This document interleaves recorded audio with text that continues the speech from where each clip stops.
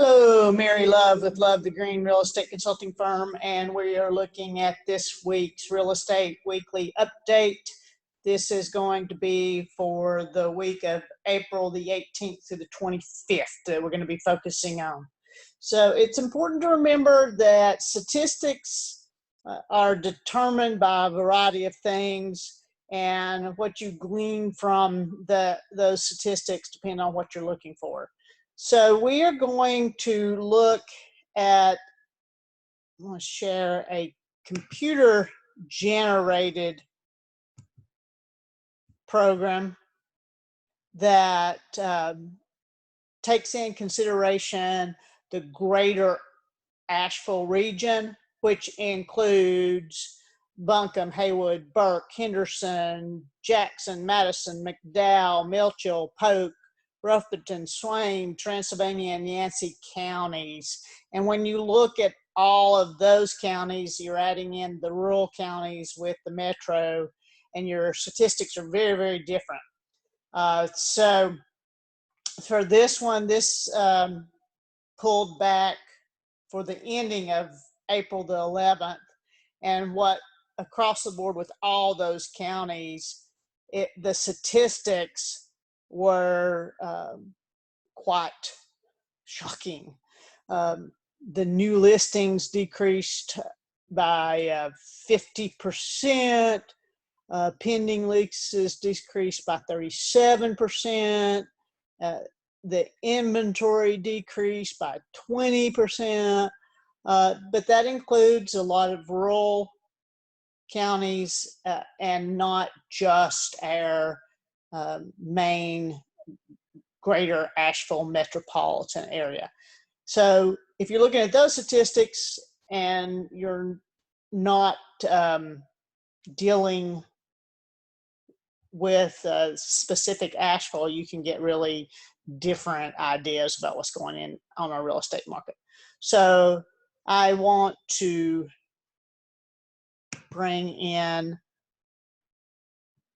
some statistics from our local area last week, and we want to compare apples to apples. So last week we looked at Buncombe County single family homes, and that's what we want to look at this week. And I can always give you this information. Some of this is on my blog, and this other information can be given to you if you just email me. I'll be glad to give you the PDFs on it. So let's see. This one is our quick CMA, just Buncombe County, like what properties. Oops, wrong one. Hang on.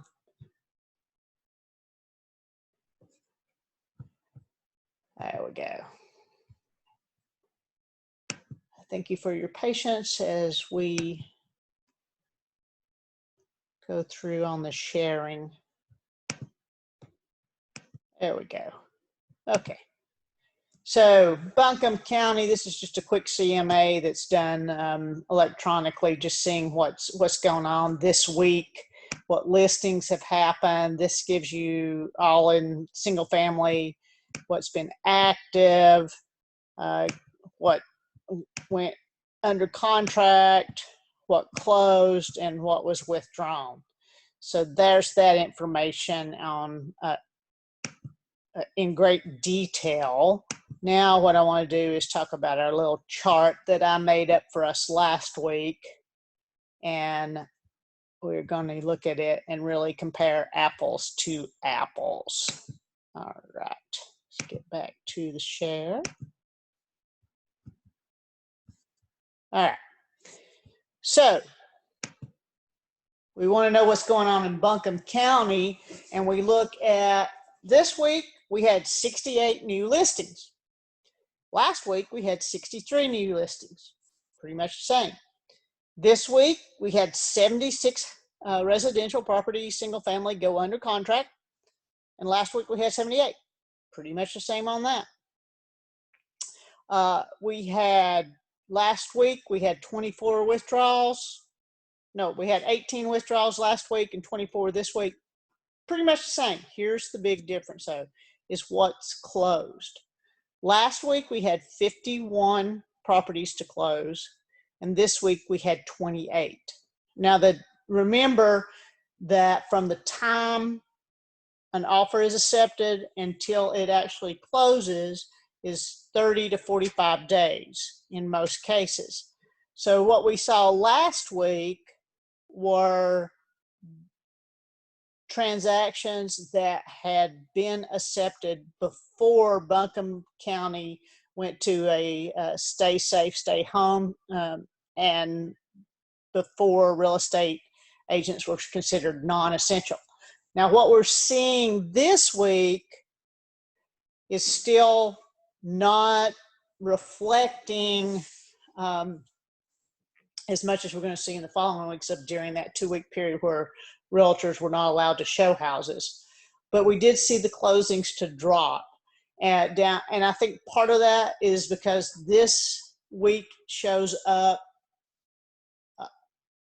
when we went to the stay home, stay safe in Buncombe County. When that was in place, several contracts that had just been accepted, people quickly terminated, and they didn't go to the full scope. And so I think the next couple of weeks, that's what we're going to see is those properties that were listings were terminated, and that's why the closings are less. Still yet, what we're seeing is rather than prices going down in Buncombe County, we're seeing them creep up. More and more, the medium home price is creeping up to be in the 300s. And the 300s are the ones that's closing, being listed, being pending. That's the price point that's really popular now. So we've moved away from that 285 and up into that 300 plus.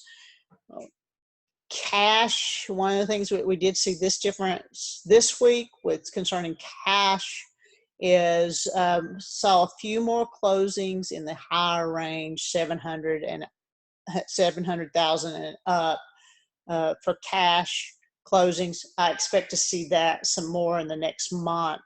I think that's a reflection of what some people did, is pulling money out of the stock market and just putting it in on cash deals. Usually cash is not king until we go a long time down the road of a recession. So right now, sellers are holding prices, and it's still fairly if the house is listed anything under 400, there's not a lot of flexibility in that. Sellers are not desperate right now. And as buyers, this is an interesting thing, is we're actually seeing prices creep up on anything below 450, slowly but surely. So as long as you can get a loan and you get a job, it's probably a really good time to buy. Sellers, it's a great time to sell. This is your time to sell right now. So we're sort of in that equilibrium point for the next week anyway. Literally, we're going to have to watch this week by week. Okay, I am going to be giving updates every week with the YouTube post and with the blog on Love the Green. If you got any questions, give me a call. Have a great day, and remember, stay safe, be kind to yourself and to each other.